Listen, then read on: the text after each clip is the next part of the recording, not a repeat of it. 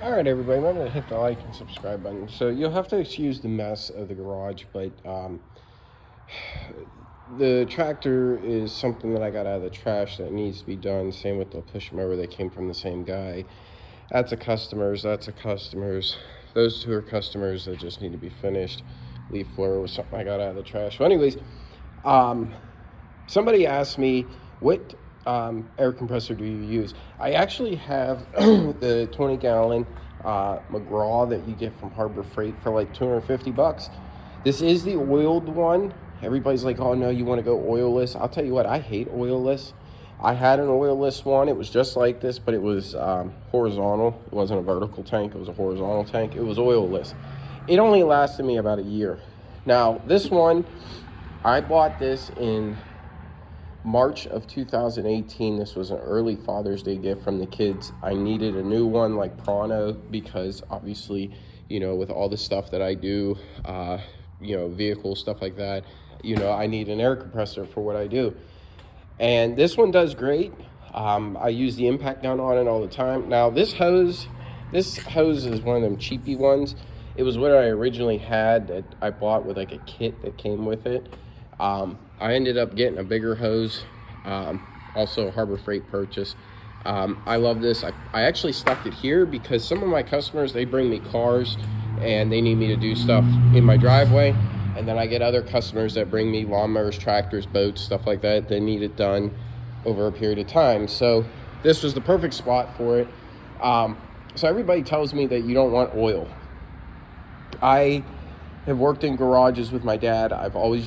We've always had oiled ones. My dad had a 500-gallon Quincy, and it worked. Actually, my brother has it now, and that thing's got to be like 60 years old. So you're going to get compressor oil, and what you're going to do is, as you can see on the side of the motor here, it tells you where your fill line should be, and I don't know, see if you can see it there. There's the fill line. It should be right inside the circle. Never put it above the circle. Just keep it in the circle. So your oil, you're going to put in here. Okay, it goes down in here. And when you drain it, there's a drain on the bottom. Okay, you just unscrew that screw and it'll drain out. If you go to Harbor Freight, they have compressor oil there, and this will take half of that jug. I think it's like 16 ounces that it'll take total. What you need to do is when you get this, the first thing you got to do is sit it upright. You have to put everything on. You have to put the filter on. This just filters the air that goes through.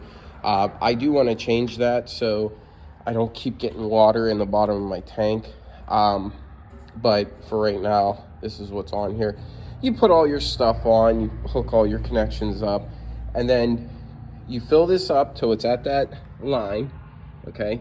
And make sure it's level. You run it, and then there's a pet clock down on the bottom. You open that up, drain it out, then you run it a second time, and then you run it a third time. Then you drain that oil out, and you put in new oil. I should change the oil in this. I haven't changed the oil in this since I broke it in.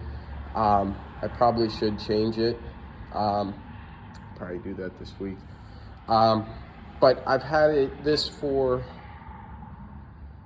it's 2024, so what is that? 6 years now. It has never, ever let me down. I've taken leaf springs off my truck with this. I have taken wheels off with this. Now, it doesn't last as long as like my dad's big one, his 500-gallon. And my dad's 500-gallon, I know he bought that used for $2,000 in the 90s.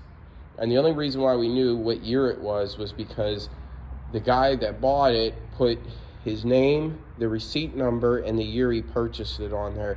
And he bought it in like 69 or something like that.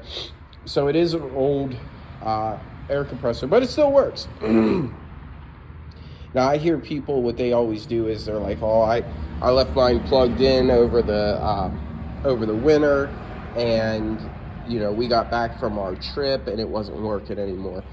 Well, the thing is sometimes you have to reset this, okay? So this is off, this is on auto. If you're gonna be leaving, okay, you can leave air in it, but if you're gonna be leaving, shut it off. If it constantly keeps running, then you have a leak in one of your connections somewhere. This one used to leak all the time. Not the tank itself, it was actually my hose connection for this. The first one that I had, this piece was leaking real bad, and if you were real quiet and you didn't hear the cars going down the highway, you could hear it. But other than the connections and, you know, that leak in air, this has overall been a great purchase. Like I said, the one I had before, it was a horizontal tank, and it was a Craftsman. It was oilless. I had nothing but issues with it from day one. The first day we couldn't get it to start, and then once we did get it to start, this part here for the purge scared the hell out of me. That was not hard to open. it just a little tap. But anyways, that purge on the Craftsman wouldn't go back in. Then once we got it in, it wouldn't come back out. So we had to use the petcock, which that ended up breaking because it was a cheap piece of brass, and it ended up coming off. And then eventually we welded a